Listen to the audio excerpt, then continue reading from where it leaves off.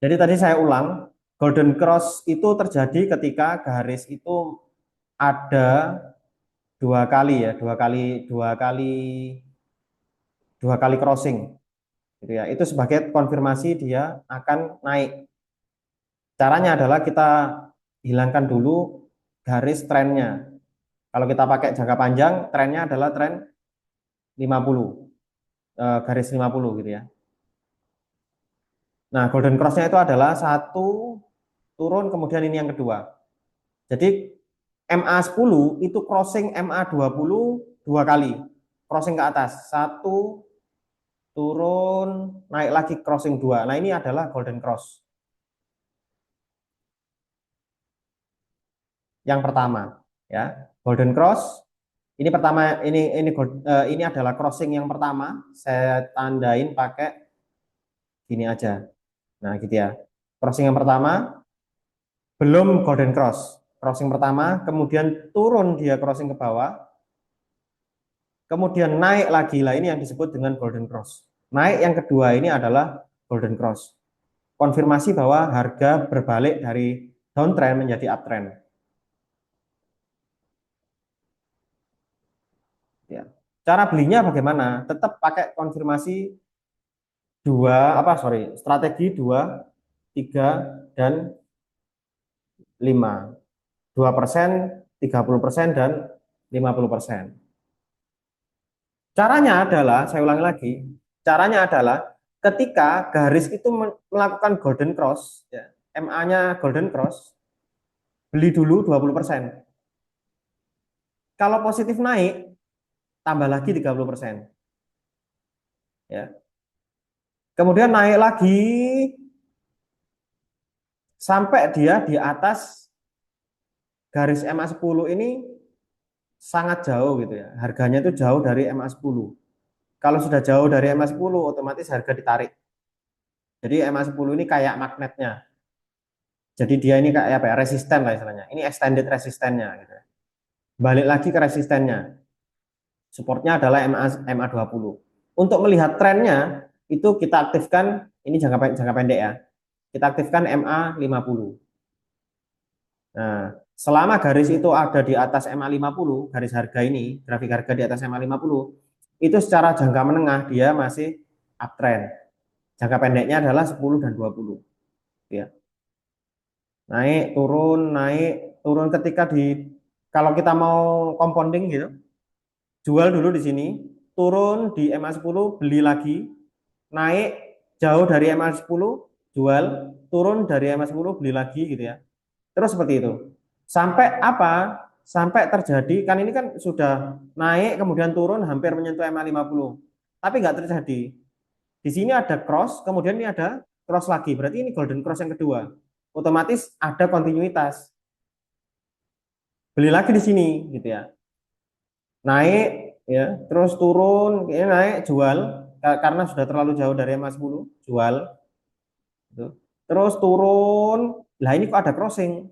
Crossing MA50-nya, berarti akan terjadi pembalikan arah gitu kan, harusnya.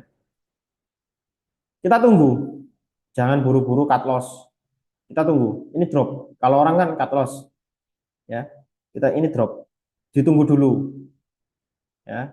Kita lihat apakah masih aman, itu kita lihat. Konfirmasi pakai MA100. Oh, secara MA100 dia sudah di cross juga. Konfirmasi pakai MA200. Oh, di MA200 ternyata harga itu kembali, harga itu kembali direspon, ya. Berarti otomatis harga ini adalah positif melanjutkan arah secara jangka panjangnya. Jadi masih aman gitu ya. MA200 ini saya pakai adalah MA200 yang paling paling jauhnya lah. Kemudian di sini ada lagi MA berapa ini? MA500 ya. Ini kejauhan itu. Saya paling paling anu itu MA200 sih paling jauhnya. 1 tahun gitu. Nah, ketika turun, kenapa saya nggak cut loss gitu ya? Saya konfirmasi pakai MA. Jadi garis MA yang jangka panjang ini adalah sebagai supportnya teman-teman. Berfungsi sebagai support. Ya. Terus turun ketika menyentuh MA 200 kok dia balik gitu. Berarti otomatis harga itu masih merespon harga rata-rata MA 200. Jadi masih naik gitu. Nah, di sini kita lihat terjadi golden cross. Nah, ini ya, terjadi golden cross yang berikutnya. Saya beli lagi otomatis. Saya tambahkan tadi kan beli di sini, nyentuh ini saya beli ya 20% gitu ya. Kok turun, saya biarin, nggak beli lagi, jangan beli lagi kalau harga turun, apalagi sudah crossing ke MA20-nya. Harga ini sudah crossing ke MA20-nya. Udah jangan jangan tambah-tambah lagi. Tunggu dulu sampai dia konfirmasi baliknya di mana. Nah, setelah turun dan menyentuh MA 200, ternyata kok balik, balik ke atas. Otomatis harga itu merespon MA 200-nya sebagai support. Kemudian, bentar, baterainya habis.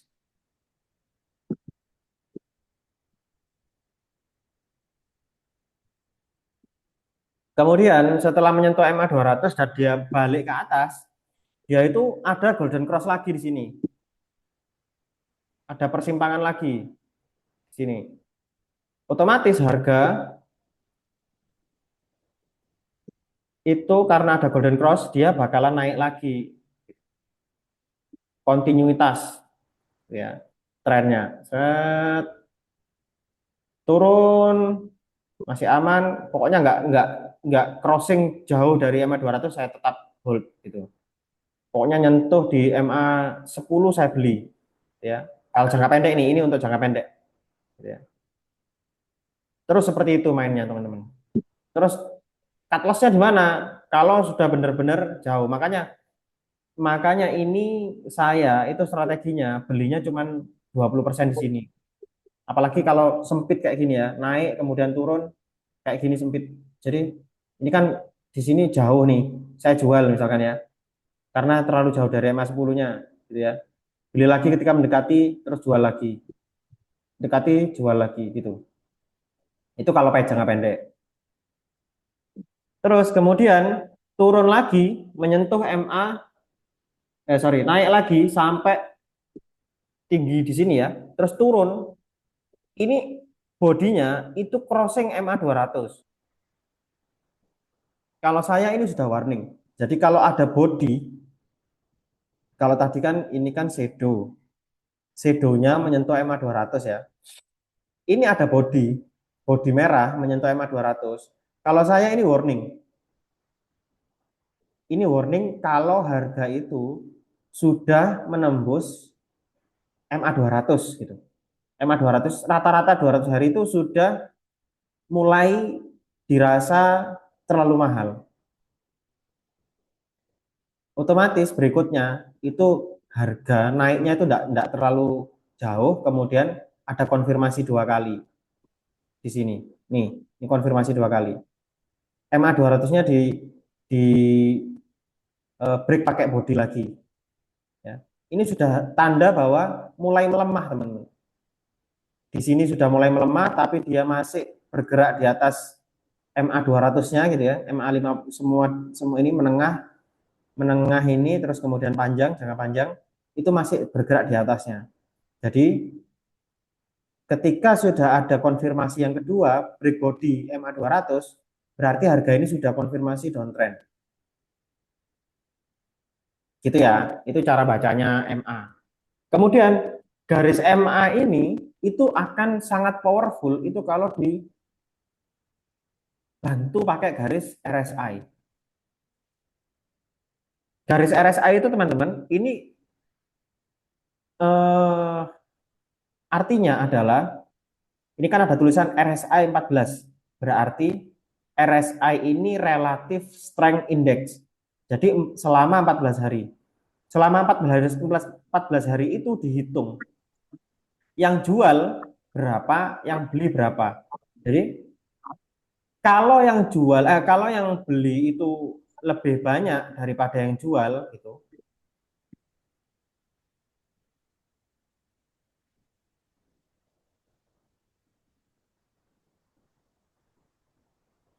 Kalau yang beli itu lebih banyak daripada yang jual, otomatis harga beli dikurangi harga jual gitu ya. Sorry, kok harga beli sih? Banyaknya candle yang beli gitu ya.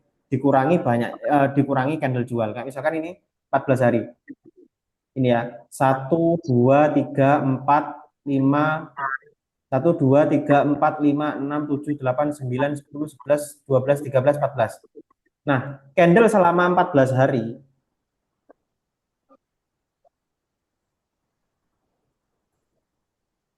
ini saya tandai ya.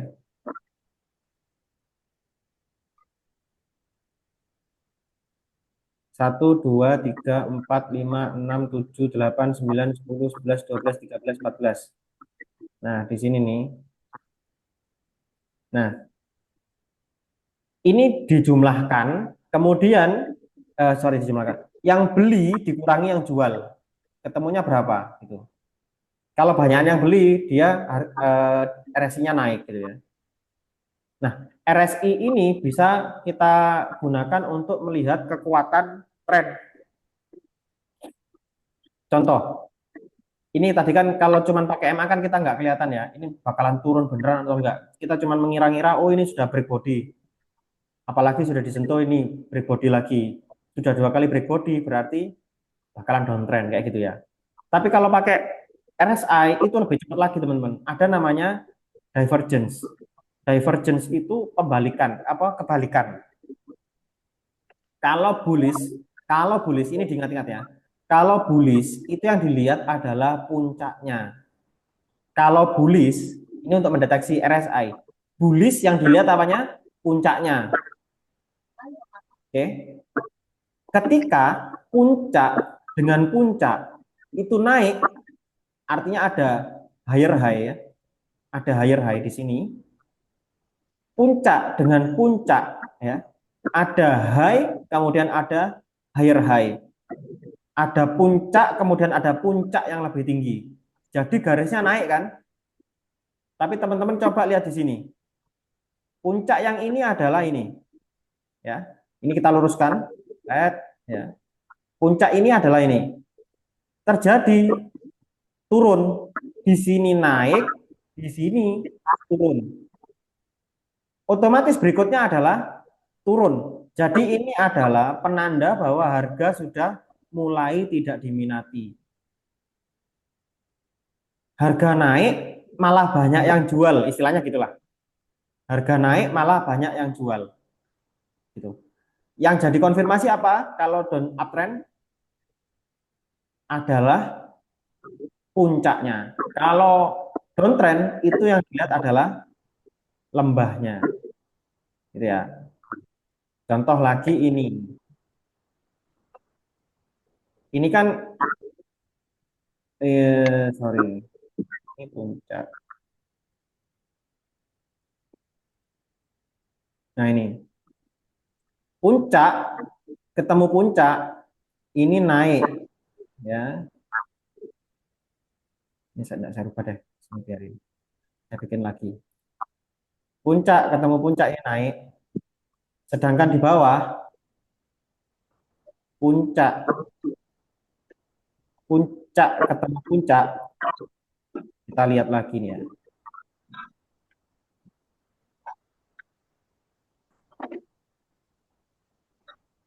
Dia turun kan. Lagi. Nah, dia turun. Otomatis berikutnya adalah turun. Gitu ya. Ini namanya divergence. Pembalikan arah. Gitu ya. Kalau ini kan ini ada puncak secara apa namanya uptrend ya, sorry jangka panjang gitu ya. Kita lihat nih. Kalau downtrend apa yang kita lihat? Lembahnya.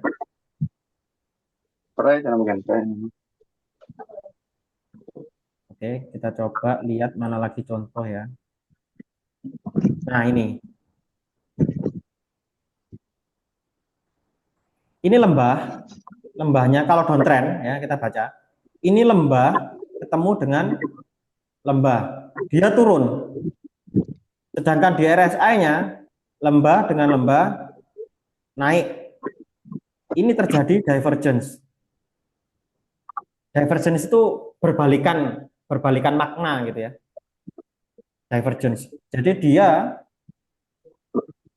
ini sebagai tanda untuk harga akan balik naik gitu. Berbalik arah jadi naik. Apa yang dilihat kalau turun, kalau downtrend kita lihat apa? Lembahnya. Ketika lembahnya turun, lembah dan lembah itu turun, artinya ada lower low, lembah lebih dalam. Di sini lembahnya lebih tinggi, otomatis Judulnya harga akan naik, gitu ya. Ini bisa jadi untuk konfirmasi pembalikan arah. Ada yang lebih mudah teman-teman. Kalau teman-teman punya trading view, itu bisa dilihat trading view itu teman-teman bisa aktifkan ini. Saya hapus dulu ini. Bisa aktifkan RSI ya, klik RSI, kemudian di sini ada indikator divergence yang ini ya. Yang ini ya. RSI yang di sini RSI indikator divergence RSI. Nah, teman bisa langsung lihat di sini. Oh, ini lembahnya turun. Di sini langsung kedeteksi, oh lembahnya naik. Naik ya. Ya. Ini lembahnya naik. Di sini lembahnya turun apa? Sorry, puncaknya naik gitu kan. Sorry, ini puncaknya naik gitu. Ternyata di sini puncaknya turun. Jadi apa? Downtrend gitu. Nah, di sini ada lembahnya turun, lembahnya naik ya. Naik gitu. Tapi jangka pendek ini. Lembahnya turun naik gitu ya. Terus di sini ada lembahnya turun. Di sini lembahnya naik, dia naik gitu. Semakin pendek berarti dia jangkanya jangka pendek. Makin pendek yang diambil lembahnya ini jangkanya jangka pendek. Kayak gini nih. Ini jangka menengah ya, karena agak panjang nih. Agak panjang yang diambil. Jadi jaraknya lembah ke lembah itu agak panjang. Kayak gini, ini pendek kan, cuma satu lembah, satu lembah aja. Berarti dia naiknya sementara. Set. Ini bisa teman-teman manfaatkan nih. Terus kemudian cara membaca RSI juga itu kadang banyak yang salah. RSI itu dikiranya oversold-nya itu ada di 30 terus. Overbought-nya ada di 70 terus. Ini enggak ya. Jadi teman-teman eh, perlu hati-hati bahwa membaca RSI itu kita harus paham bahwa RSI itu ketika dia uptrend, oversold-nya itu ada di atas 70. Kemudian overbought-nya uptrend keras ya, uptrend keras itu ada di 60. Ini kalau uptrend keras, uptrend kuat. Terus kalau uptrend biasa itu ya, itu oversold-nya artinya kalau sudah menyentuh titik 70 gitu ya, ini artinya oversold. Menyentuh ke titik 30, ini artinya overbought. Sorry, kebalik. Menyentuh titik 70, ini artinya overbought. Sudah jenuh beli. Artinya sudah banyak yang mau jual. Gitu, otomatis turun. Ketika sudah menyentuh 70, kita lihat di sini ya. Ketika sudah menyentuh di harga,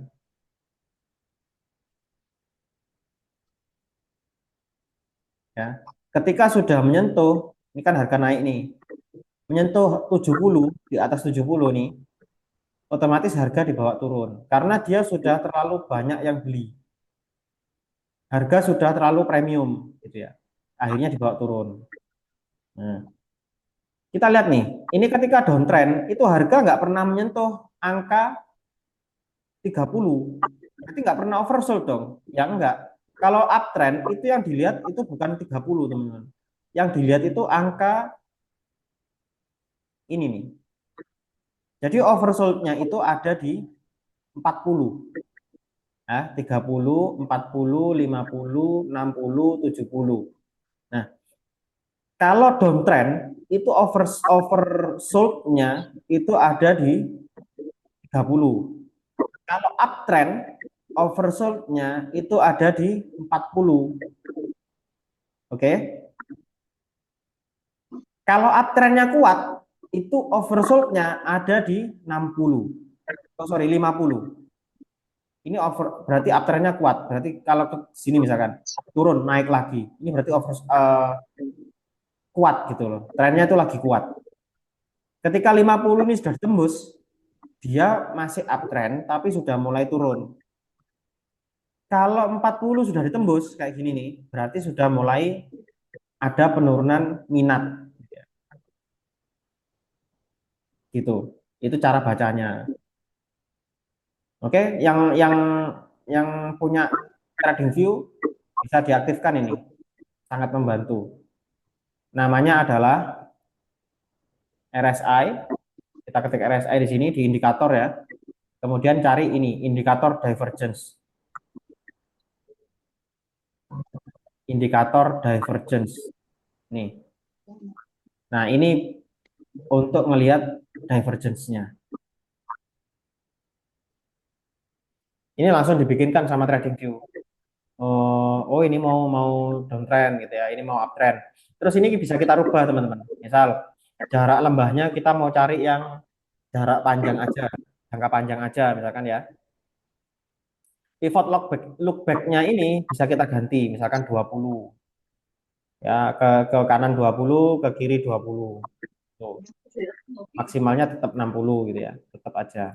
Nah, ini cuman mendeteksi yang bullish-bullish jangka panjang gitu. Oke, saya lihat dulu. Mau siap-siap masuk kerja. Oke, Bang Bujang Lapuk. Aku tunggu diupload di YouTube. Oke. Semangat Bang Bujang. Kalau pakai contoh BBTN sepertinya nggak bisa gitu. Anggar, Mas Anggar ya. BBTN coba. Mau bawa anak aku bisa tuh. Untuk aja. Hai itu dia mama. Mama ada keluar. Nggak kemana? Ke kantor.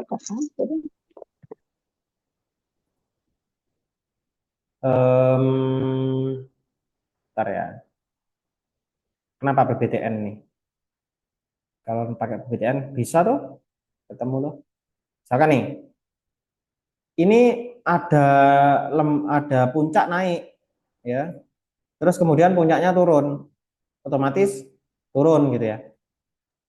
Ini ada lembahnya turun. Tapi di sini lembahnya naik. Naik gitu ya. MA-nya Bang maksudnya Bang. Kenapa? MA-nya, moving average-nya. Moving average. Oke, kita lihat ya. Ya.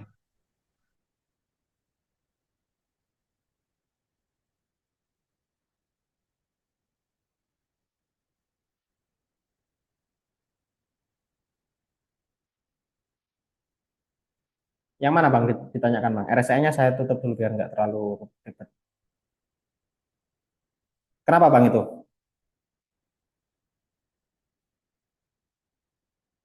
Bisa Bang, BBTN ini liquid nih. Jadi yang liquid-liquid itu MA-nya masih bisa. Misal saya nonaktifkan dulu ya yang jangka panjangnya saya nonaktifkan dulu. Saya cari golden cross-nya aja misalkan.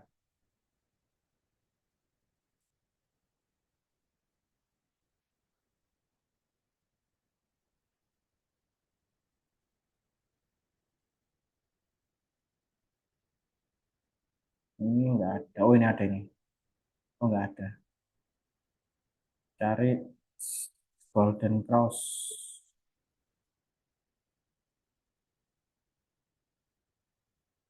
Ini panjang, tipis. Ini golden cross. Jadi ini ya. Ini ada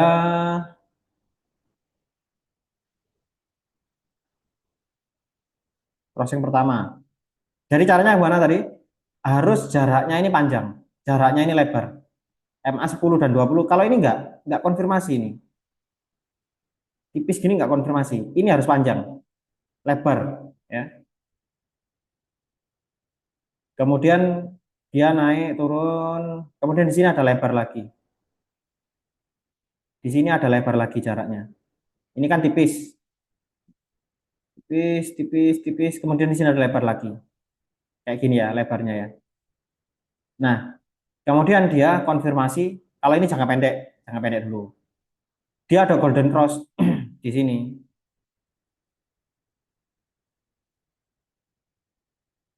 Nah, otomatis dia naik gitu ya. Terus turun. Nah, crossing yang pertama ini jadi awalan gitu ya. Terus turun, crossing ini kan crossing ke bawah nih. Golden cross lagi di mana? Di sini.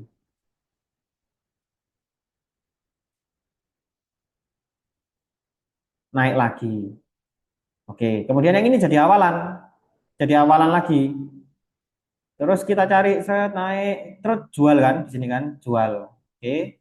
Terus turun ada gede lagi nih. Ada jarak MA yang gede lagi. Crossing lagi sini. Oke, beli lagi. Naik lagi ya. Ini jadi awalan lagi ya. Kemudian turun, ini tidak ada crossing, tidak jual. Belum ada crossing. Oh, ini ada crossing. Ini ada crossing, jual dulu. Jual. Ini ada golden cross lagi. Jaraknya ya yang penting ya, jangan jangan tipis kayak tadi. Jaraknya harus gede. Nah, jadi akan continue di dia. Tapi lebih enak itu kalau pakainya itu bukan 10 20 sih. Yang paling enak itu pakainya adalah 20 sama 50. Jadi untuk yang pemula-pemula bisa pakai ini gitu. Yang apa ya istilahnya ya, lebih aman gitu ya. Crossingnya itu nggak objektif. Sorry, nggak subjektif. Jadi kelihatan banget. Nih, kayak gini tadi tadi kan banyak crossing. Tapi kalau di sini kan enggak, cuman sedikit. Jadi ini crossing yang pertama, crossing yang kedua berarti dia agak naik. Nah, di sini beli ya, dia lebar jaraknya. Paling enak itu 20 50. Di sini ternyata belum jual kalau kalau 50. Karena dia enggak crossing ya. Dia enggak crossing turun gitu ya. Belum jual. Nah, di sini baru jual crossing yang ini. Jual terus naik lagi crossing yang kedua gitu. Di sini jual turun. Nah, oh sorry ini tadi tipis ya. Ini tipis ya. Kalau saya enggak beli nih. Ini sorry enggak beli nih. Ini saya enggak beli ya. Bukan golden cross. Jadi masih continue aja ini sih. Jadi crossing yang ini itu enggak jelas. Crossing yang ini itu ambigu gitu ya. Jadi masih continue ini sebenarnya. Masih continue naik. Jadi crossing yang ini kayak kayak seperti false breakdown lah istilahnya. Terus naik, baru di sini ada crossing. Jualnya itu di sini.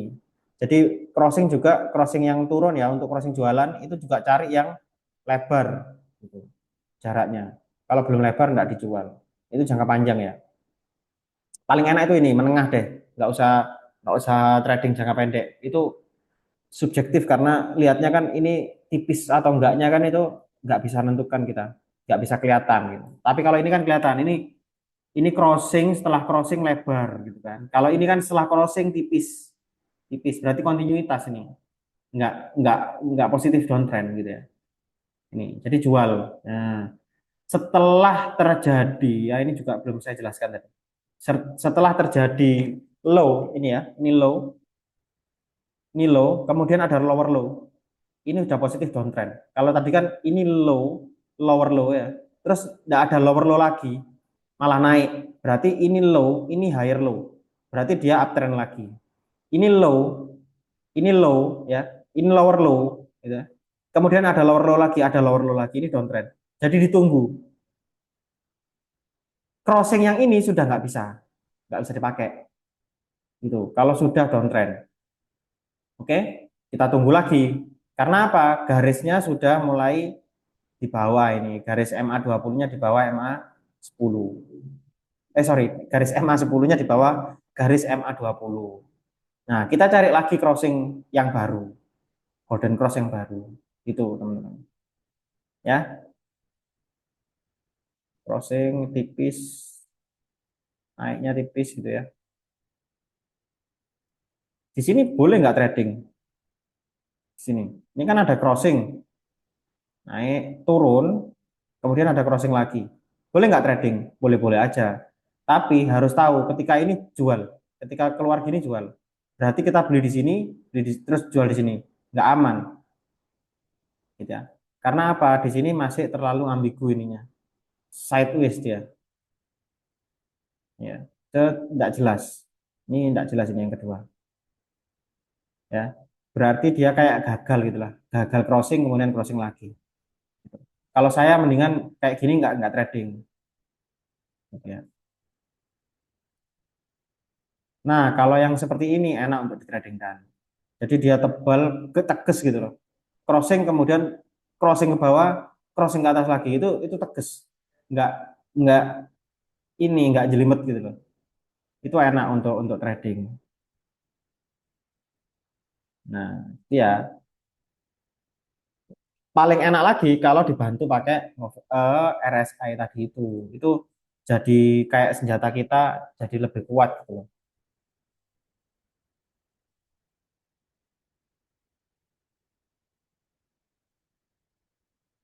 Jadi lebih kuat ya.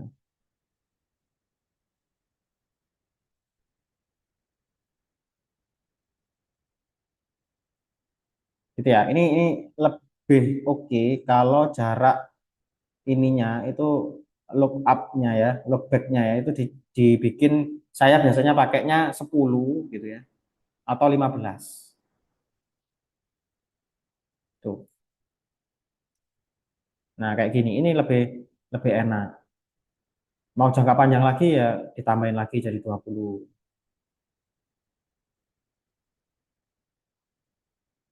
Oke, kayak gitu ya, teman-teman. Itu tadi RSI sama moving average. Ada yang ditanyakan nggak?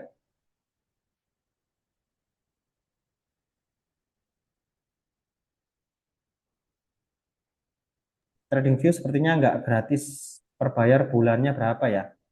Gratis, Pak. Saya pakainya yang gratis ini. Mas Anggar, saya pakainya yang gratis. Karena gratis itu bisa kita pakai dua maksimal ya. Dua dua indikator. Kalau kalau kita mau lebih banyak gitu ya, 5 indikator itu enggak bisa. Contoh ya, ini sudah dua ya, ini satu, dua, ada dua indikator. Saya tambahin lagi misalkan pakai imbalance. Oh, enggak bisa. Lebih banyak indikator, lebih banyak peluang trading. Ya. Upgrade skema Anda untuk mengungkap tren yang tersembunyi dan lain-lain lah. Suruh bayar lah istilahnya gitu ya. Terus dikasih tahu bahwa daftar indikator yang sudah ada itu ada dua, 5 EMA dan RSI divergence. Jadi kalau kalau tidak berbayar itu cuman dua, indikator yang bisa kita pakai.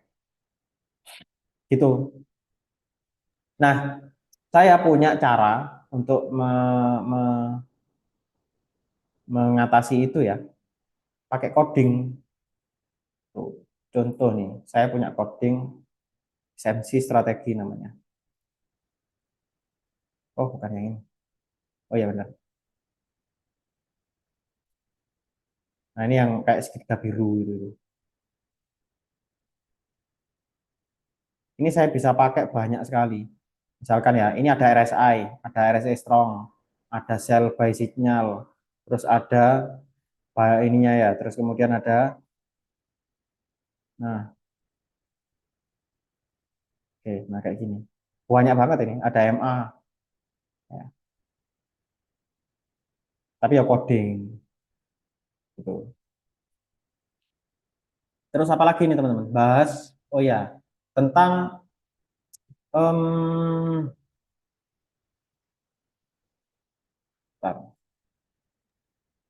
Oh, Bang, Bang, ya, itu kalau misalkan pakai MA, itu apa bisa dikombinasikan sama Vibo?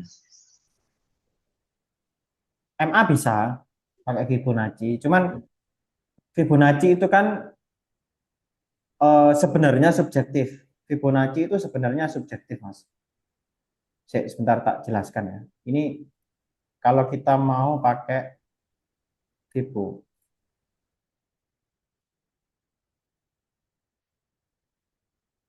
itu kita harus tahu valid low sama valid high. Selama belum tahu itu teman-teman sulit untuk menentukan Fibonacci. Kayak gini ya. Teman-teman harus tahu inducementnya di mana. Terus dia ini apa sudah mencapai di titik tertingginya untuk mencari Fibo. Itu belajarnya itu ada di Elliott Wave. Ada di Elliott Wave. Elliott Wave itu ribet sih menurut saya.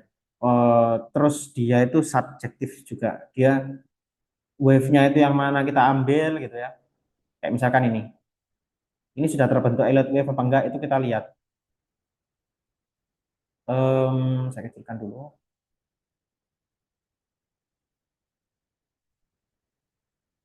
Saya ubah biar lebih biar lebih gede lagi.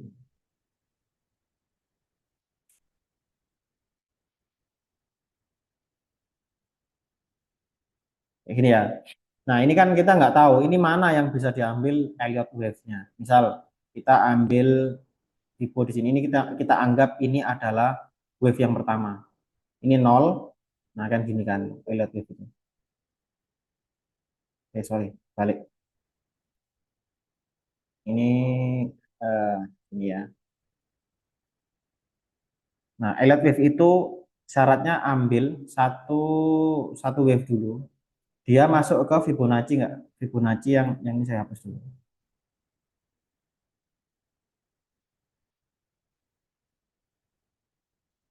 Nah, kita beranggapan ya bahwa ini adalah wave nol, kemudian ini wave wave satunya gitu ya. Kita masukkan gini. Nah, nah ini harus nyentuh di titik yang 460 ini. Saya ubah dulu nih biar jadi kelihatan. Nah, gini. Ini harus nyentuh titik ini. Nah, berarti benar. 0, 1, 2. Duanya nyentuh ini. Ya. Terus Fibo yang ini kita tarik. Kita tarik lagi ke sini. Base-nya. Nah, nyentuh nggak ke ini wave-nya 0,78 atau 0,62? Oh iya nyentuh, berarti benar. 1, 2, 3 ya. Terus empatnya mana? Kita tarik lagi. Empat ini benar nggak? Oke, empat ini benar. Narik, terus turun ke yang ini 0,5 turun. Oke, pas. Nah ini adalah wave kelima. Nah, benar. Dia ini wave kelima. Base-nya wave kelima itu nyentuh base-nya wave 4. Nah, kemudian harga turun. Jadi Elliott Wave itu sebenarnya adalah kayak gini. 1, 2, 3, 4, 5. Berikutnya apa? Turun. 1, 2, 3, 4, 5. Berikutnya apa? Naik. 1, 2, 3, 4, 5. Kayak gitu. Jadi Elliott Wave itu membaca pergerakan ini wave gelombang gitu ya. Itu nanti ada sendiri tuh pelajarannya. Terlalu jauh kalau sekarang bahas tentang Elliott Wave sama Fibonacci. Jadi kalau misalkan Masnya tadi tanya tentang bisa nggak kalau moving average itu dipadukan dengan Fibonacci, bisa banget, bisa banget. Contoh ya, ini saya aktifkan Fibonya, apa sorry, MA-nya saya pakai MA 50 sama MA 200.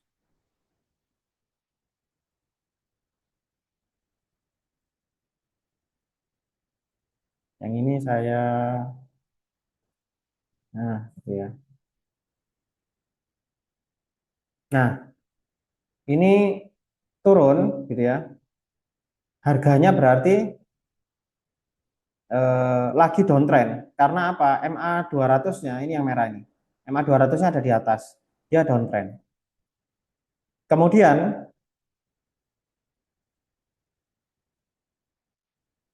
saya tunggu nanti ada crossing gitu. Kita pakai contoh yang di sini. Oh, ini week ya. Ganti satu D aja.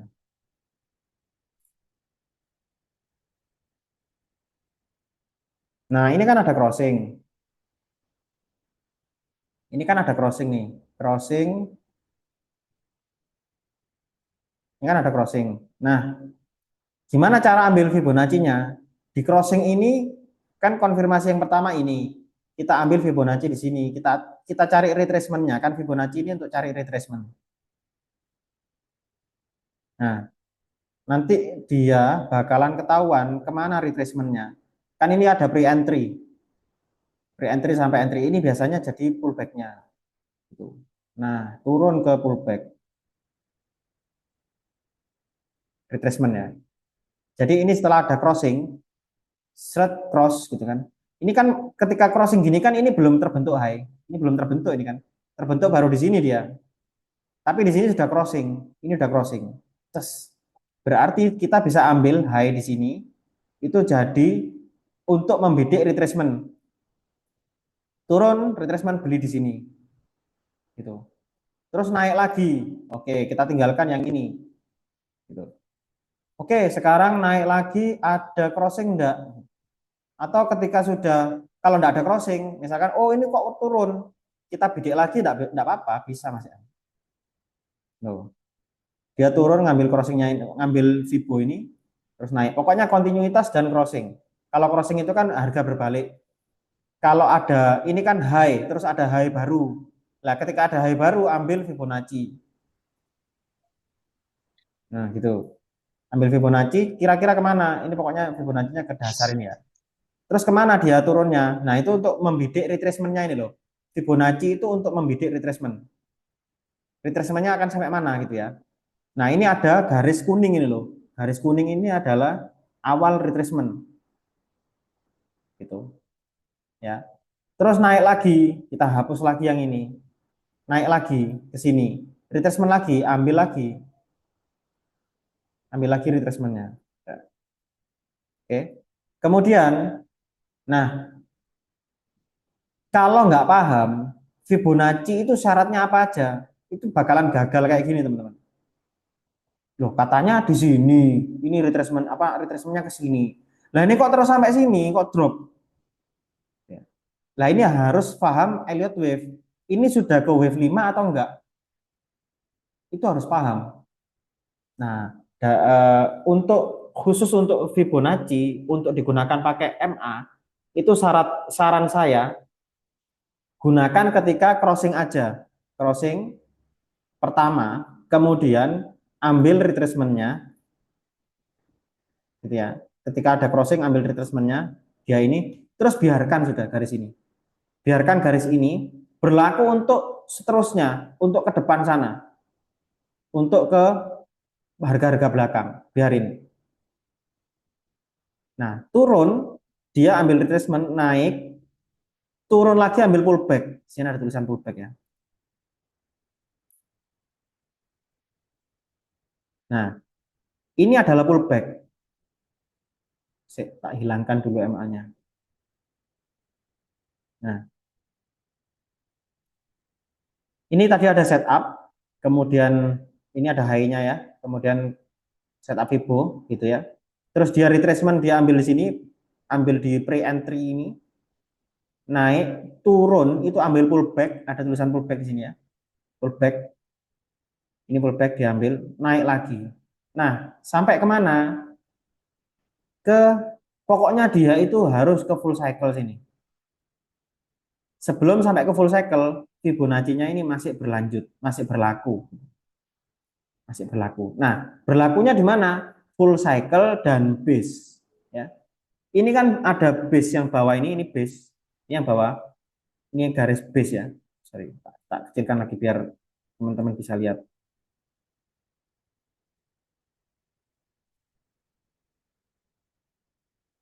Ini tak gedein supaya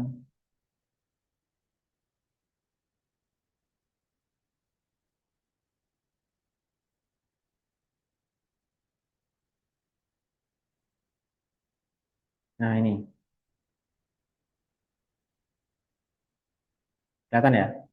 Jadi dia balik masuk ke pre-entry. Pre-entry ini adalah garis retracement.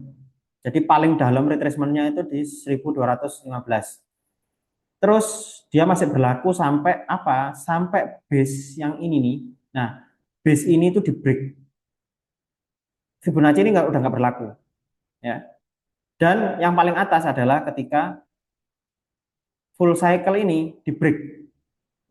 Full cycle ini break, gitu ya. Full cycle ini break. Itu udah nggak berlaku lagi Fibonacci-nya. Bikin Fibonacci baru. Terus, ternyata di sini base-nya di break sama ini. Udah nggak berlaku ini udah. Gitu. Kan kita tadi sudah TP tuh. Sudah ambil di TP1 ya, exit TP1 sini. Dan saya biasanya jual dulu sini. Jual, kemudian tunggu compounding. Nah, ketika turun, ternyata entry yang pertama ini tidak diambil. Apa diambil tapi tetap drop ke base. Saya tidak beli dulu. Gitu ya, tidak beli dulu. Dia ditunggu sampai berarti bikin Fibonacci baru. Gimana? Lihat lagi crossingnya. Nah, di sini ada crossing ke bawah, kemudian di sini ada crossing ke atas. Crossing ke atas, ini kan temanya tadi bisa nggak MA digabungkan dengan Fibo gitu. Ini caranya. Crossing ke atas. Ketika crossing ini kan yang high ini kan belum terbentuk. Berarti kita pakainya high yang ini. Turun.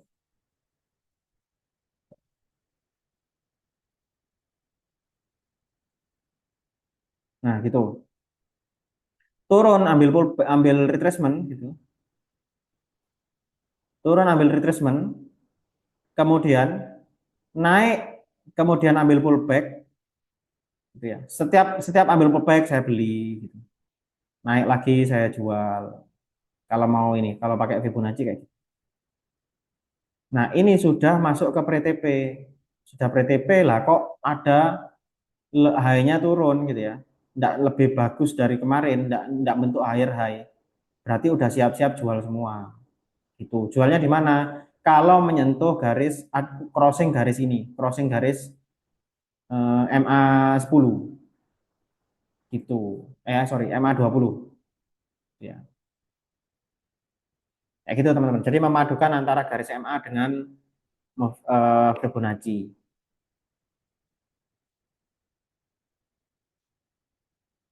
Terus saya kasih bocoran ya. Saya kasih bocoran tentang trading harian. Ini bocoran dulu. Di indikator trading view itu ada namanya yang bagus itu engulfing. Nah, cari yang bullish engulfing.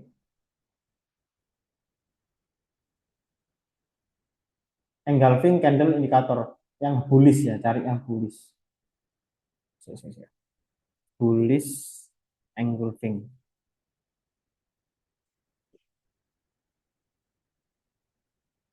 Nah ini, bullish engulfing automatic finding script. Ini karena tadi saya sudah aktifkan yang ini, saya buang dulu. Ya, ini saya buang dulu. Bullish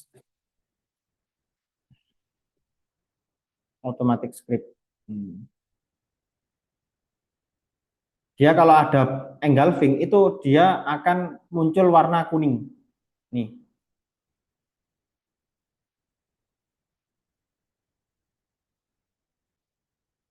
Muncul warna kuning. Setelah engulfing apa? Naik. Nah, di sini kita cek dulu. Nah, ini kan ada engulfing nih. Bullish engulfing. Lah, tapi kenapa kok turun, Bang? Gitu ya. Konfirmasinya bullish engulfing itu adalah kalau saya itu ambilnya ketika ada MA yang gini. Kalau pakai garis MA ya. Nah, dia itu yang ada di bawah MA yang rendah. MA berapa ini? Ini sorry, ini harus dirubah dulu jadi 10-20. Jadi pakainya yang di kalau jangka pendek ya, ini jangka pendek 10-20 ya. Terus cari engulfing. Tuh. engulfing-nya itu harus yang di atasnya MA10 gitu. Kayak ini di atasnya MA10 engulfing-nya naik gitu ya. Ini di atasnya MA10 engulfing-nya naik gitu ya. Kalau di bawahnya MA10 dan MA20 saya nggak beli. Ini masih di bawahnya kan nggak beli. Cari yang di atas kayak misalkan gini, ini naik gitu kan engulfing beli. Sampai mana? Sampai dia ada muncul sampai drop gitu ya. Sampai drop atau sehari aja jual gitu, nggak apa-apa. Ini di atasnya beli, jual sehari. Ya. Ini di atasnya beli, jual sehari. Gitu. Ini trading jangka pendek sih. Saya ulangi ya, anunya ya, indikatornya ya. Namanya itu kita cek di sini, bullish engulfing, nah gitu ya. Bullish engulfing automatic funding script.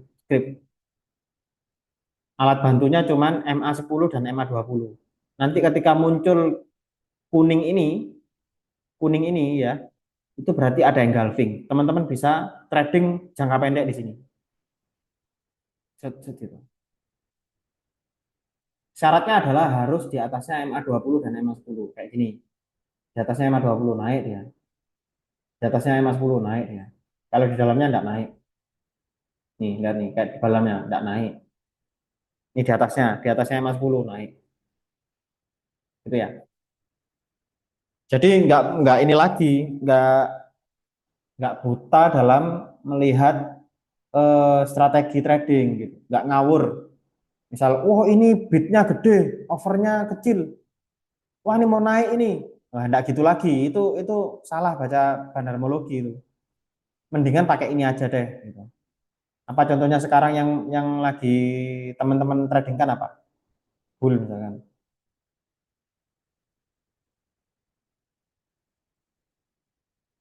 Hmm. Ini kan ada garis, ada engulfing di bawahnya ini ya, apa namanya? Di bawahnya garis MA. Ini seharusnya, sorry, seharusnya kalau nggak ngerti money flow itu nggak usah beli. Semil Mas, coba. Semil ya.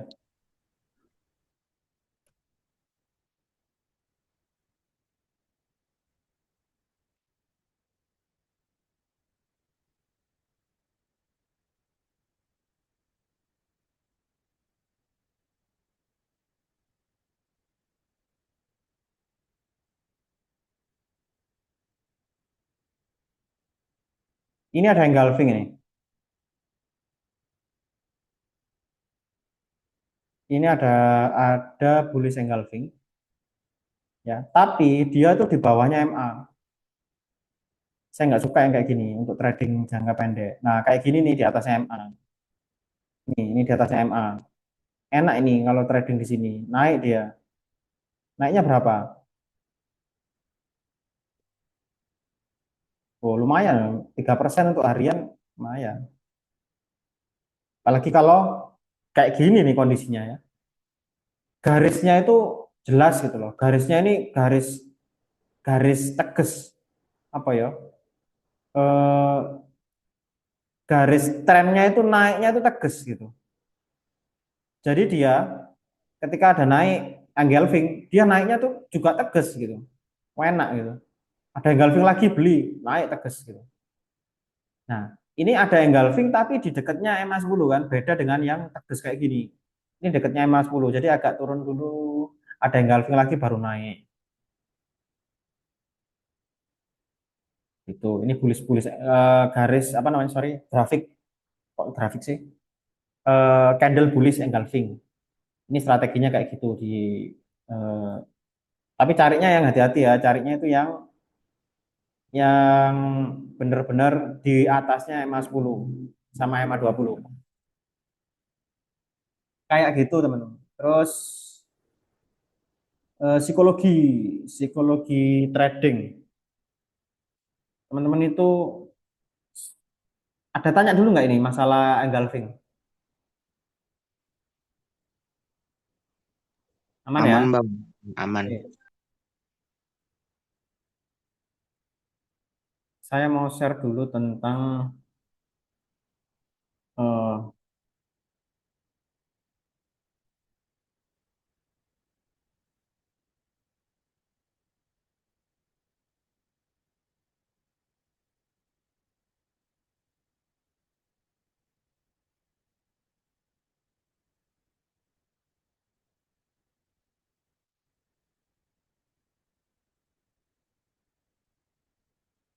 tentang itu ya yang tadi saya janji itu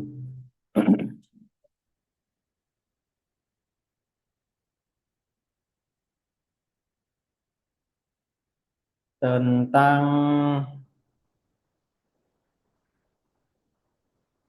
psikologi trading. Jadi teman-teman itu harus kalau trading itu ya membayangkannya itu jangan saham itu kayak lotre. Kalau saya lihat itu teman-teman membayangkannya saham itu kayak lotre. Misalkan ada begini, kemudian turun, oh sorry naik, terus naik lagi. Nah, di sini kan teman-teman lihat ada yang beli di sini ya, itu pamer tuh, pamer di Stockbit misalnya, apa itu namanya? Oh misalnya ada dia punya porto untung 300% misalkan ya, atau 30% misalkan, naik, ditulis di sini untung 20 juta. Wah, teman-teman FOMO. Wah, enak enak banget ya satu hari dapat 20 juta gitu ya. Terus teman-teman FOMO. Wah, jangan-jangan besok saya juga dapat 20 juta. Ini namanya lotre. Ini namanya lotre. Ini namanya judi, teman-teman. Teman-teman kalau dibilang judi sama Pak Prabowo itu harus terima. Kalau kalau cara mainnya kayak gitu, ya. Teman-teman harus lihat bahwa trading trading saham itu adalah aset. Ya. Ini bukan kripto, bukan koin ya, bukan koin, bukan bukan mata uang.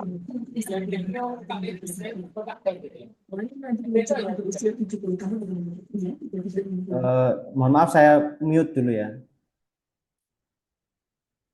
Jadi ini saham itu teman-teman harus punya mindset bahwa saham itu adalah aset, bukan koin, bukan mata uang. Ya, ini adalah aset. Beda psikologi trading saham dengan trading Bitcoin atau forex. Gitu ya. Main saham itu adalah main aset, trading aset. Yang dijual adalah surat berharga, gitu ya. Surat kepemilikan atas perusahaan, gitu ya. Ini aset. Otomatis cara jualnya adalah sama dengan kalau kita jual semangka, beli semangka, kulak semangka gitu ya. Sama kayak gitu, kulak durian, kulak kambing itu sama. Jadi ini adalah aset gitu. Aset itu barang yang punya nilai gitu ya. Nah, caranya gimana jualan saham itu? Ya harus sama dengan kalau kita itu jualan di pasar gitu. Makanya teman-teman tuh disediakan antara ada kolom bid sama kolom offer. Itu teman-teman disediain gitu ya. Bid ini adalah kumpulan orang-orang yang mau beli ya. Bid ini mau beli murah ya. Offer mau jual mahal gitu. Offer ini artinya adalah orang yang mau jual di harga mahal. Kalau bid itu orang yang mau beli di harga murah. Orang-orang yang mau beli di harga murah itu harus antri. Ya, orang-orang saya ulang ya, orang-orang ini kalau mau beli di harga murah harus antri. Kalau nggak antri, nggak mau antri lama-lama ya. Contoh, kita ke pom bensin mau beli pertalit, ya, pertalit kan murah. Antri teman-teman, di situ banyak antrian, ini SPBU, banyak antrian. Sedangkan di sini ada SPBU, ini pertalit, di sini adalah Pertamax, gitu ya. Di sini ya lancar-lancar karena nggak ada yang mau beli ini, gitu, jarang ada yang mau. Tapi pertalit banyak, ya harus antri, gitu ya psikologinya ya, psikologinya gitu. Sedangkan orang yang mau jual mahal, itu harus juga antri. Orang yang mau jual harga mahal hari ini itu juga harus antri di HK sini, di harga kanan, di hajar kanan sini ya. Ini orang-orangnya nih. Nah, ini orang-orangnya, ini orang-orangnya. Itu ya. Ini di harga misalkan pertalite itu sekarang harga 12 sorry 10.000 ya. Misalkan gitu ya. Di sini harga mau beli murah berarti harga 9.000 gitu. Nah, orang-orang yang mau beli pertalite 9.000 apa bisa? Bisa kalau ada orang lain yang menjual ke dia, bukan di forum jual beli, bukan di forum antrian, sorry ya, bukan di forum antrian. Tapi ada nih orang luar yang datang ke pom bensin gitu ya, datang ke pom bensin untuk, nih saya punya nih gitu, 9.000 pertalite. Oke saya beli. Ada berapa orang yang menjual gitu ya? Ke sini 9.000. Oh ada sekian, ada 100 orang yang mau jual. Yang mau beli ada 1.000 orang gitu ya. Otomatis dia terpenuhi gitu yang 100, tinggal yang 900. Jadi gitu cara bacanya tentang bid offer ya.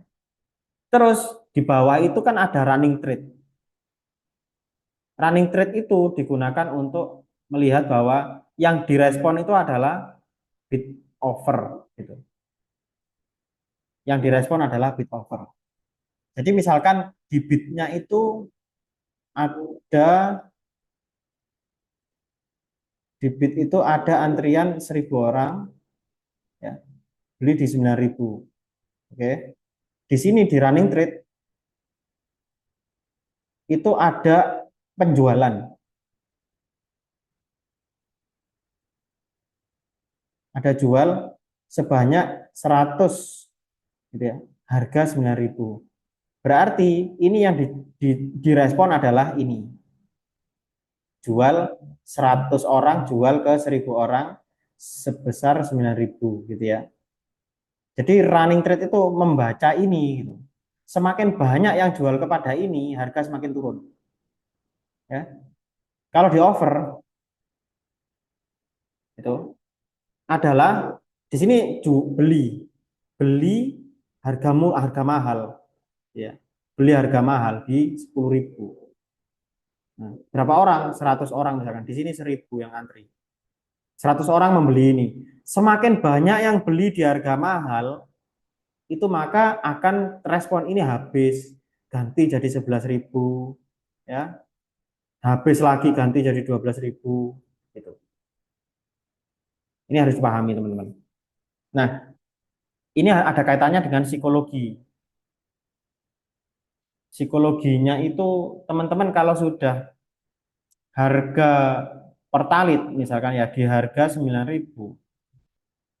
Oke. Ketika harganya mencapai di 12.000 saat ini. Kira-kira ada yang beli atau banyak yang mau beli atau banyak yang nggak mau beli? Otomatis kan banyak yang nggak mau beli. Lah ngapain beli 12.000? Lah 9.000 aja banyak yang jualan gitu loh. Ya yang 12.000 nggak ada yang respon. Akhirnya apa? Turun. Harga itu turun ke 9.000 lagi. Otomatis di 9.000 sini karena banyak yang antri tadi itu. Karena harga naik nih, naik 12.000 nggak ada yang beli. Yang beli itu antri di 9.000 semua. Karena ini berebut, otomatis naik lagi. Berebut naik lagi, mulai di sini mulai tipis lagi, turun lagi. Nah, kayak gitu harga itu teman-teman. Jadi teman-teman kalau mau lihat harga itu yang objektif, ya lihat dulu harga sebenarnya itu sekarang berapa, gitu ya. Jangan-jangan naiknya ini karena ada kayak sentimen gitu loh. Pertalite bisa menyembuhkan kanker, oh, misalkan gitu ya. Ada berita orang-orang yang nyebar berita kalau pertalite bisa menyembuhkan kanker. Waduh, harganya sampai ke 20.000. cross check, beneran nggak sih menyembuhkan kanker gitu. Kalau enggak, jangan beli gitu. Kalau beneran menyembuhkan kanker, enggak apa-apa HK di sini. Tapi pakai strategi 20, 30, 50. Atau yang saya sederhanakan 2, 3, 5. Oke, kayak gitu. Caranya berapa? Masuk dulu di 2, ya. Wanti-wanti agar supaya nanti kalau kita turun enggak nangis gitu loh. Kebanyakan kan teman-teman, wah ini mau naik ini.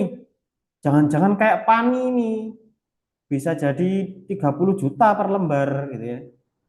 HK dong, cacing-cacing naga-naga, 50 juta saya masukin. Ngapain lama-lama jadi orang miskin gitu kan. Saya mau kaya langsung, mencret langsung ke sini. Gitu.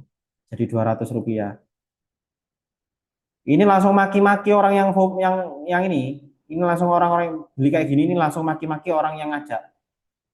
Padahal yang ngajak itu enggak ngajak sebenarnya. Dia cuman bilang kalau Pani apa kalau Pertalit mau jadi penyembuh kanker gitu. Dia enggak cross check. Yang salah adalah yang enggak cross check. Karena apa? Dia enggak tahu beneran apa enggak. Ternyata itu berita hoax misalnya gitu ya. Atau berita yang enggak jelas sumbernya dari mana gitu. Akhirnya setelah sekian ini enggak jadi-jadi ke 30 malah turun. Akhirnya apa? Ya wis, selesai. Kitanya nangis sudah sampai 200 ya. Nah kayak gitu.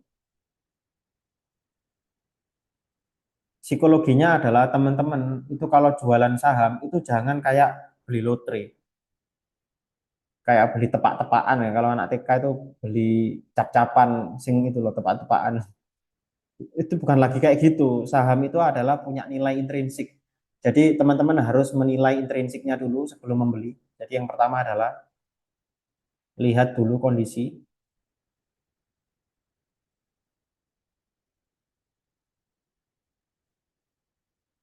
lihat kondisi market. Yang kedua, lihat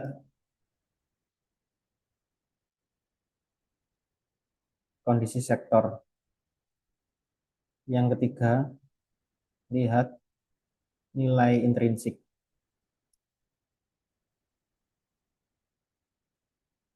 Nah, kalau marketnya itu sekarang lagi bagus, misalkan ya secara makro eh, apa sekarang yang lagi dibutuhkan, misalkan gampangannya kita mau jual kurma, kita lihat marketnya sekarang, oh sekarang mau mendekati Ramadan, poin, gitu ya. Terus eh, kondisi sektor kurma ini lagi diminati kalau Ramadan, oke, ya. Terus lihat nilai intrinsiknya. Kurma ini sekarang di harga berapa? Kalau nilai wajarnya itu misalkan 1 kilo kurma itu di 60.000 misalkan. Ya. Kemudian kita harus realistis melihatnya.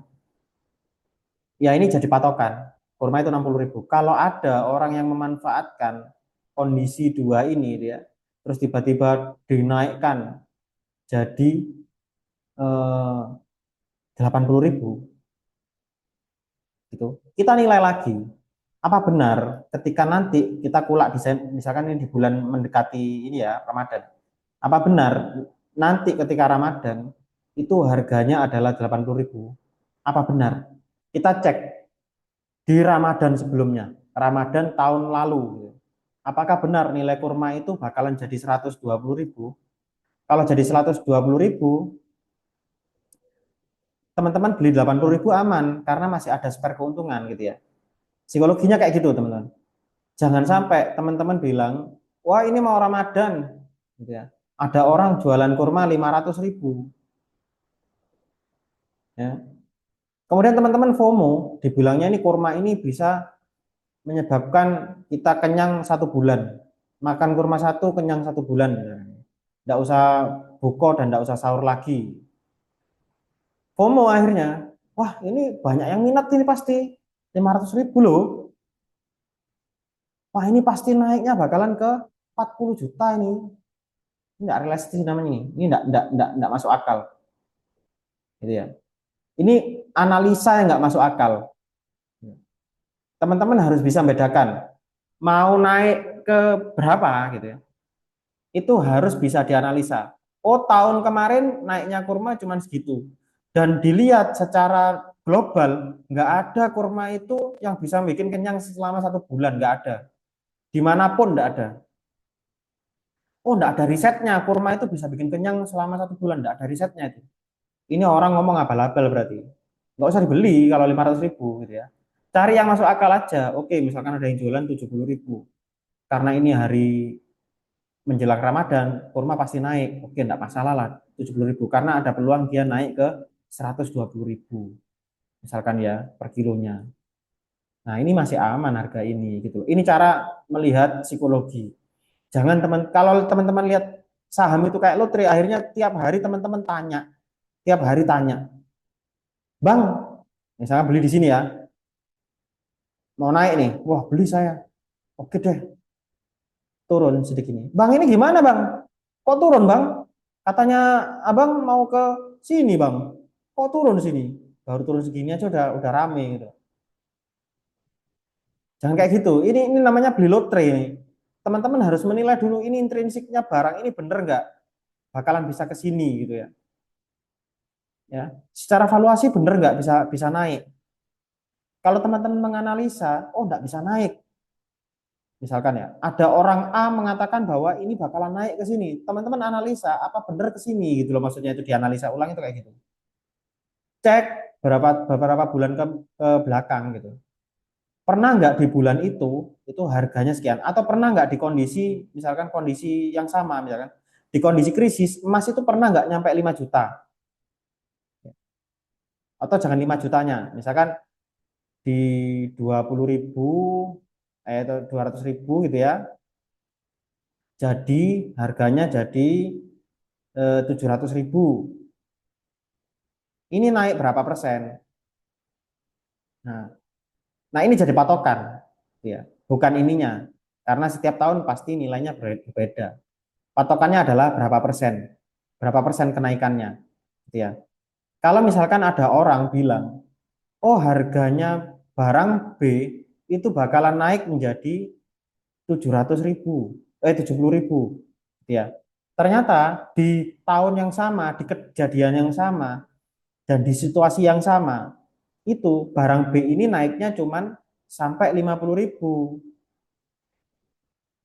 dari 30.000 gitu ya. Sedangkan saat ini, tak ganti biar enggak anu. Ini di tahun yang lama itu naiknya cuman 50.000 dari 30.000. Nah, sekarang ini di saat ini itu eh, harganya adalah 40.000. Nah, kita cek 30.000 itu berapa persen dari 50.000 gitu ya. 40.000 itu berapa persen dari 70.000? Kalau mendekati, oke lah. Berarti hampir sama, misalkan gitu ya. Oke, kita cek lagi barangnya bener nggak? Oh bener nggak tahun kemarin? Oh iya sekian persen, misalkan sama-sama X persen ya. Sama-sama ini naiknya X persen gitu. Oke, berarti sama. Oke, kita lihat lagi komponen-komponen berikutnya. Oh, B ini sekarang itu lagi nggak diminati seperti tahun kemarin karena B ini sudah ada penggantinya yaitu A. Apakah mungkin X persen ini tercapai lagi? Kayaknya enggak deh. Tapi naik mungkin iya karena ada aja yang minat gitu ya. Tapi untuk naik sekian persen kayaknya udah enggak lagi deh. Karena sudah ada A yang lebih menarik gitu. Oke, saya asumsikan bahwa oh paling ini naiknya ke Y persen, nggak mungkin sampai ke X persen gitu ya. Berarti saya dari 40.000 itu nanti paling naiknya ya wis ke inilah 60.000 lah. Jadi jangan percaya kalau ada yang bilang 70.000 karena sudah ada A ini loh. Ya. Akhirnya apa? Keputusan ini dari kita menganalisa seperti ini, kita bisa mengambil keputusan dengan hati yang tenang. Ya wis asumsinya kalau ada barang naik ke 50.000, oke lah, enggak apa-apa gitu kan. Tapi kalau sudah harganya 60.000, jangan diambil karena harganya masih menurut saya bakalan ke 60.000 bukan ke 70.000. Kayak gitu teman-teman. Ya, psikologinya untuk menganalisa eh, trading itu kayak gitu. Jadi tidak boleh teman-teman kayak beli lotre, bahaya. Akhirnya apa? Tiap hari yang ditanyakan, ini ada berita apa kok drop? Ini ada berita apa kok naik? Ini kenapa kok naik? Chartnya kayak gimana? Itu yang akan ditanyakan seperti itu. Itu tandanya teman-teman nggak tahu apa yang teman-teman beli. Jadi harusnya tadi itu, lihat kondisi marketnya, lagi laris nggak, lihat kondisi sektornya, sektornya lagi dibutuhkan nggak, lihat nilai intrinsiknya. Nilai intrinsiknya itu masuk akal apa enggak, ya, dengan kenaikan harga sekian. Nah, gitu. Gimana cara nilai intrinsik? Kalau di Stockbit kan sudah ada itu, per earning value atau rasio ya. Nah, itu ketemunya berapa? Price per book value rasio itu berapa? Nah, ini nanti ketahuan. Dari sekian ini artinya kan harga, ini kan harga dibanding laba. Jadi kita beli barang itu yang menghasilkan laba sekian, ya. Berapa kalinya? Kalau harganya 20.000, dia menghasilkan 5.000, ada berapa kali dia jualan supaya bisa mengembalikan uang saya? Berarti 4 kali jualan kan, gitu kan. 4 kali jualan, 4 kali laporan keuangan baru bisa ini, gitu kan? Gitu. Tapi kalau sudah ini nanti berarti ini berapa? 4 kali gitu kan? Empat kalinya itu empat. Ya.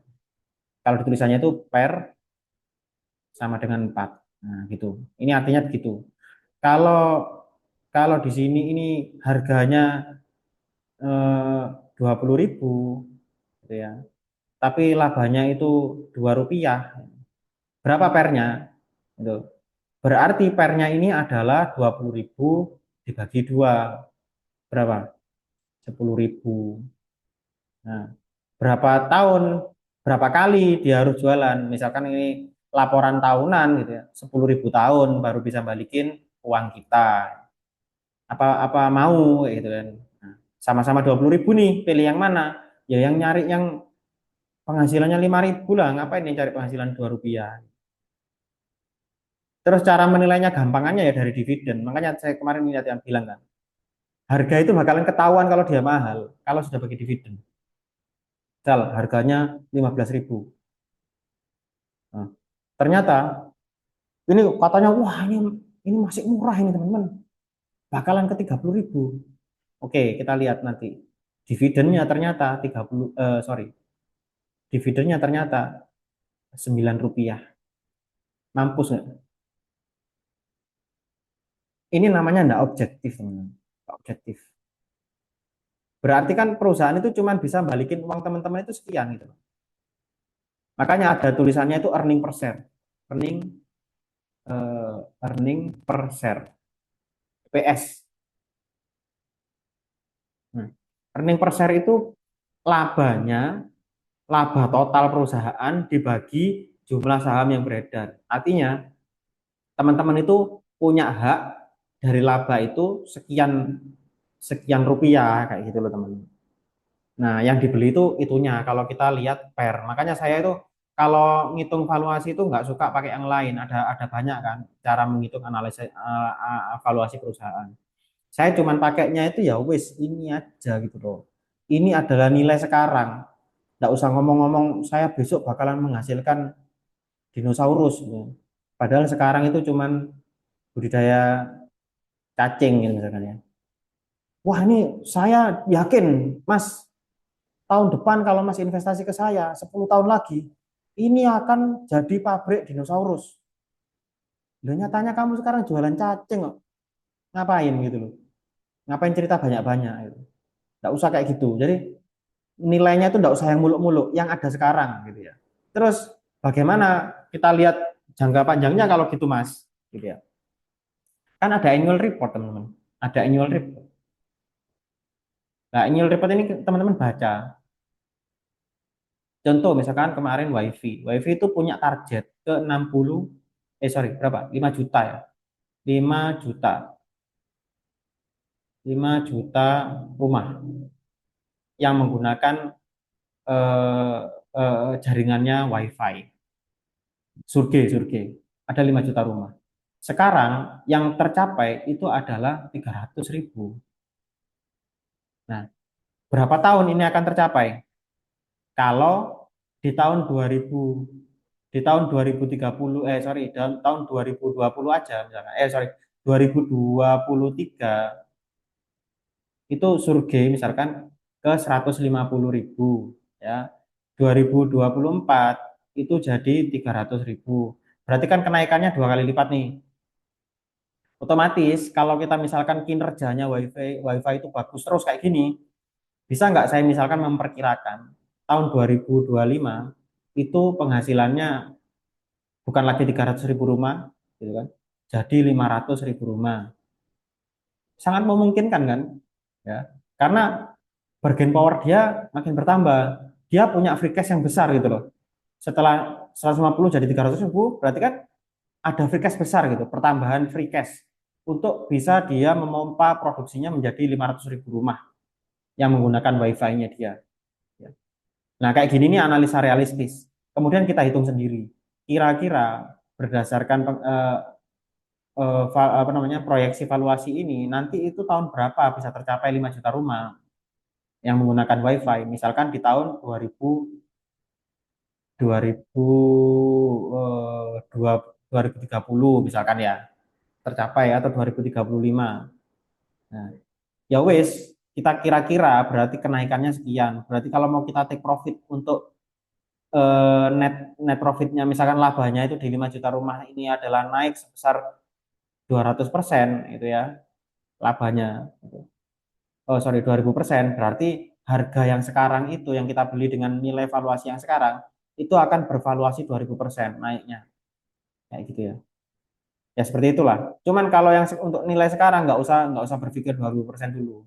Dia berpikir saat ini aja dari mana PBV sama PER. Udah selesai itu aja wis. Selama teman-teman masih sudah dibantu banget ini sama Stockbit untuk baca ini. Kalau ada yang bilang, wah banyak analisa ini valuasi itu, analisa apa namanya harga wajar saham itu banyak, tidak cuma ini aja. Kalau ini aja tidak objektif, ya terserah monggo, pakai itu aja. Saya tidak pakai ini aja. Ya, saya soalnya itu mau amanin uang saya, bukan mau hambur-hamburkan uang saya. Udah, saya nilainya nilai sekarang aja. Ya gitu. Oke teman-teman, sampai situ ada pertanyaan nggak? Sorry Bang, Ya, misal strategi yang 235, misal kita udah masuk dua tuh, ternyata turun. Nah, untuk kita masuk tiganya itu kira-kira ketika turun berapa sih amannya gitu, buat masukin yang oke. tiganya itu dan yang limanya itu. Oke, misalkan Makasih. harga harga udah begini ya. Biasanya kan saya bikinnya tuh begini ya. Ini sudah break, kemudian saya bikinnya turun gini ya. Ada perkiraan, itu ada garis-garis gini, ya Kak. Biasanya kan. Terus ini turun ke harga untuk beli misalnya. Ternyata sampai sini. Oke, di sini kan ada tulisan pullback tuh. Ya, di sini ada pre-entry. Terus di sini ada entry. Ya. Nah, saya itu biasanya masuknya tuh gini. Saya tunggu dulu kalau dia break pullback. Ya. Kalau tidak break pullback, contoh lihat di MEDC nanti. Tidak break pullback begini, saya biarin, saya tidak beli dulu. Ya, dia pasti akan turun ke sini. Kalau sudah naik lagi begini, ya masih banyak saham lain loh. Ngapain nunggu ini gitu loh. Banyak saham lain ini tidak usah dikejar ini. Strategi ini harus kita pegang teguh. Tidak boleh teman-teman punya strategi ini terus kemudian scalping aja. Nanti pindah kalau scalping tidak jadi, saya investasi jangka panjang. Gara-gara apa namanya drop gitu ya 30%. Oke, saya investasi jangka panjang aja. Semakin drop lagi, semakin drop lagi 120% minusnya. Saya aja lah, berhenti di saham. Jadi kayak gitu akhirnya kalau berubah-ubah. Tapi kalau teman-teman pegang teguh ya, pegang teguh satu satu ini, misal udahlah kalau enggak nyentuh ke sini ya udah enggak usah beli. Kalau nyentuh ke sini baru saya terapkan 235. 235. Gimana caranya? Beli aja dulu di sini di area pre-entry itu 2%, 20%, sorry. Area pre-entry 20% bertahap. Biasanya saya bertahap. Pre-entry itu masuk pre-entry saya beli 10% dulu. Ya, seperti yang saya jelaskan itu ya. Terus turun misalkan gitu ya. Turun ini berapa persen turunnya? Ya nggak berapa persen sih. Maksudnya jangan ngelihatnya itu persentase. Sulit teman-teman kalau ngelihat ini berapa persen turunnya. Itu kan sudah saya sediakan garis itu teman-teman. Itu saya sudah sediakan garis. Lihat aja di garis itu gitu. Ini ada garis pre-entry berarti mulai belilah.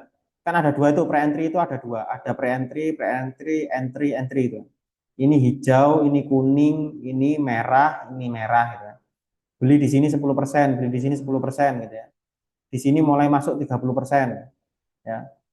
Kalau sudah di sini harga itu begini turunnya, seret ya. Terus mantul, seret tambah ini 50%. Dia naik gitu. Atau kalau saya enggak gitu mainnya. Lebih aman lagi sekarang. Jadi masuk ke sini udah biarin aja. Kita kan sudah punya 50% ini ya. Terus ternyata harga bergerak kayak gini. Ternyata harga bergerak kayak gini. Seret, terus naik. Seret ya. Nah, terus turun. Nah, tadi kan di sini kita sudah masuk 50% ya. Dengan strategi tadi itu 10 10 20. Sorry, 10 10 30 ya. Ini yang 20% pertama, terus ini 30%. Berarti kita di sini sudah punya masuk 50%. Oke, naik turun, ambil retracement dia. Set, naik lagi lah di sini saya tambahin lagi 50% karena sudah positif uptrend. Kenapa? Di sini ada low, di sini ada higher low ya. Gitu. Di sini saya masukin udah 50%. Jadi tidak semuanya masuk 10 20 30 50 itu masuk semua di sini enggak, teman-teman. Jadi nanti dia naik naik sini dia pasti retracement. Lah retracementnya ini saya kejar masuk 50%. Jadi total saya punya 100%. Kalau turun bagaimana, Bang?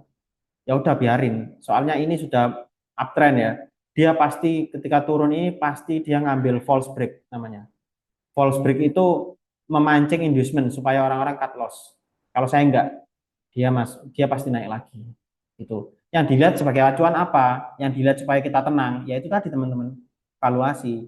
Selama PER sama PBV-nya itu rendah, misalkan ini 4, ini 0,5, ya wis aman. Ini mau turun pun sampai berarti kan lebih murah lagi. Otomatis kita kalau misalkan ngejar dividen tambah banyak hasilnya gitu. Paham ya? Kayak gitu ya. Jadi semakin rendah PER semakin bagus, semakin rendah PBV semakin bagus. Gitu. Kalau harganya yang turun itu berarti ya berarti mau dibikin turun sama sama pemangku yang mengendalikan harga gitu teman.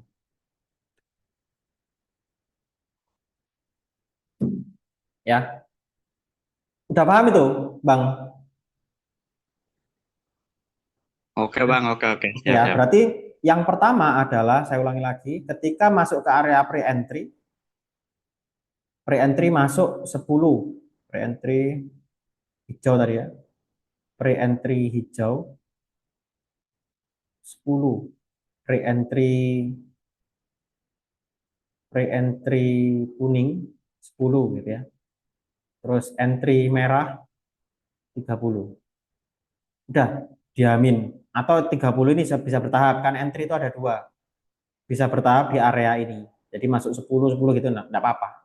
Masuk aja di area inilah ini. Nah ini bertahap 30 berapa itu. Pokoknya seaman mungkin lah, jangan jangan all in.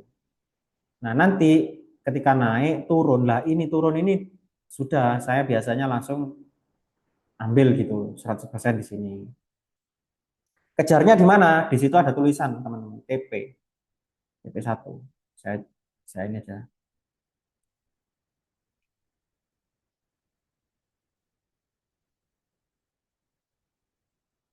Ini ya. Ini kan ada gitu ya.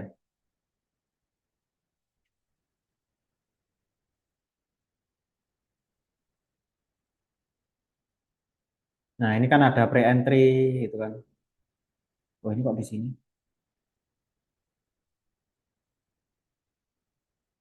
Balik. Saya pakai.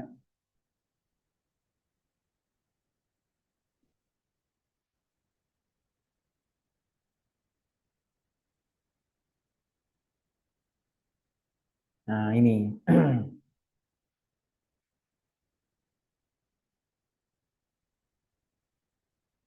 Nah, ini kan ada pre-entry hijau, pre-entry kuning, pre-entry merah gitu kan. Nah, area ini pasti kejemput. Jadi di sini masuk 10%, masuk 10% gitu. Kalau takut harganya naik. Tapi kalau sudah nyampe sini, hmm, misalkan harga turun sini, ternyata nyampe sini aja, ya. Terus naik. Apa yang saya lakukan? Ya wes yang tadi rencana yang tadi kan ini kan baru masuk 10% ya. Ternyata naik. Udah nggak usah ditambahin dulu. Nggak usah tambahin dulu. Karena apa? Ada retracement, teman-teman. Kemana? Ke pullback. Pullback tambahin 30%. Naik lagi. Terus kemana dia setelah setelah ke TP1? Dia pasti turun gini. Turun gini. Nah, ini sudah hantam 50%. Dia naik lagi. Pokoknya sampai ke menemui full cycle. Itu. Kalau takut maksimal TP-nya di TP2. Kalau masih belum yakin sama apa namanya ini, sama garis Fibo itu kan ya awal-awal wajar. Kalau sudah ngerasain berkali-kali itu ya, nyampe ke TP2 ini, TP2 ini selalu diikutin itu. Maksudnya selalu dapat, TP2 ini selalu dapat. Tapi ya gitu, harga itu naik, turun, naik, turun, naik, turun sampai ke TP2. Baru saya ambil semua dulu. Saya eh, kayak gini ya, naik ke TP1 ya. Terus turun ke pullback, naik lagi ke exit TP, turun lagi ke pre-TP, naik lagi ke, nah gini. Kalau sudah kayak gini, saya jual dulu semua. Baru ketika dia turun, kita lihat lagi ada setup nggak? Turun gini. Nah, kemudian di sini nanti misalkan ketika begini ada setup. Nah, gini, otomatis saya bikin Fibonacci baru di sini. Turun lagi kayak gitulah. Kira-kira tradingnya kayak gitu. Naik lagi sampai full cycle. Saya, saya ikuti satu emiten sampai dia full cycle, baru pindah ke emiten lain. Kecuali ada emiten baru yang menurut saya bakalan naiknya itu kenceng. Baru saya pindah emiten, kayak gitu teman-teman. Cara psikologinya ya, maksudnya itu ngatur emosi kita supaya nggak FOMO. Makanya itu teman-teman wajib belajar, jangan jangan ikut-ikutan tok gitu ya teman-teman. Segitu dulu dari saya, udah jam 12 lebih nih. Semoga yang 2 jam ini ada ilmu yang bisa diambil gitu ya. Mohon maaf kalau ada salah kata teman-teman. Salam kenal. Ini ada Bang siapa ini? Ada Bang Anggar Cito, Mas Adam Nur Ini Ramadan, Mas, Mas Adib, udah dikasih ilmunya. sama-sama Bang. Terus ada Mas Andi Hermawan, Makasih Bang. sama-sama Bang. Nanti kalau ada sesi eh, apa namanya kayak gini lagi, harapan saya bisa lebih banyak gitu. Jangan nunggu rekaman karena nanti bakalan saya cut itu nanti yang tidak penting itu saya cut, yang tidak terlalu ini ya, tidak terlalu bisa dinikmatin banyak orang saya cut. Gitu ya teman-teman ya. Terima kasih banyak sudah hadir. Terima kasih dukungannya. Semoga semuanya sehat. Assalamualaikum warahmatullahi wabarakatuh. Waalaikumsalam warahmatullahi wabarakatuh.